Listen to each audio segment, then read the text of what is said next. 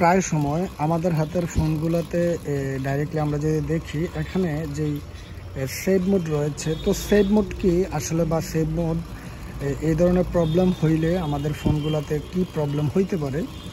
তো save mode হচ্ছে এমন একটি প্রবলেম যেটার কারণে আমরা প্লে স্টোর থেকে কোনো প্রকার অ্যাপস ডাউনলোড করলে আমরা ফোনের মধ্যে পাবো না। তার সাথে সাথে আমাদের ফোনের মধ্যে যত প্রকার অ্যান্ড্রয়েড অ্যাপসগুলো আমরা ডাউনলোড করে বা কাজের জন্য বা ইমো হোয়াটসঅ্যাপ এগুলো কোনো কিছুই পাবেন না। তো আপনার হাতে যদি এরকম সেম যদি অ্যান্ড্রয়েড ফোন হয়, যদি কোনো কারণে বা কোনো কারণ ছাড়াই যদি সেভ মোড চলে আসে, তার ক্ষেত্রে কিভাবে রিমুভ করবেন।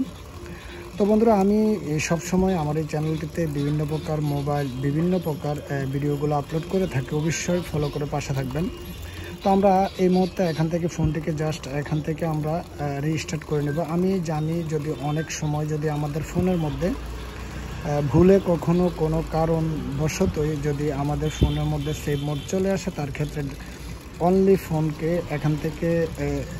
ফোনকে আমরা যদি এখান থেকে হার্ড রিসেট করে দেই বা এখান থেকে ফোনটিকে রিস্টার্ট দিয়ে দেই, তার ক্ষেত্রে সেভ মোড চলে যায়। আর তাছাড়াও যদি এভাবেও যদি না যায়, তার ক্ষেত্রে আমরা আরেকটা মেথড এখান থেকে ট্রাই করব। তা আসলে এই সেভ মোডগুলো আমাদের ফোনকে আমরা ফোনের নিত্যদিন আমরা যে ধরনের কাজগুলো করি, অনেক সময় দেখা যায় ভলিউম মাইনাস আর হচ্ছে গিয়ে ভলিউম পাওয়ার ভলিউম যদি আমরা একসাথে চেপে ধরে রাখি, তার ক্ষেত্রে এখান থেকে সেভ মোডটা চলে যায়। তো এই মুহূর্তে আমাদের এই ফোনটি এখান থেকে চালু হচ্ছে, জাস্ট আমরা এখান থেকে চেক করব আমাদের সেভ মোডটি চলে গেছে কিনা। তো আমি আপনাদেরকে যেমনটা বলতেছিলাম, এই মুহূর্তে দেখুন আমরা এখানের মধ্যে টোটালি আমাদের এখানে সেভ মোডটি নেই, সেভ মোডটি এখান থেকে চলে গিয়েছে। তো এতক্ষণ আমাদের এই ফোনটিতে ইউটিউব বা আরও বিভিন্ন প্রকার যে অ্যাপসগুলো ছিল কোনো কিছু ছিল না, এগুলো আবার ব্যাক হয়েছে।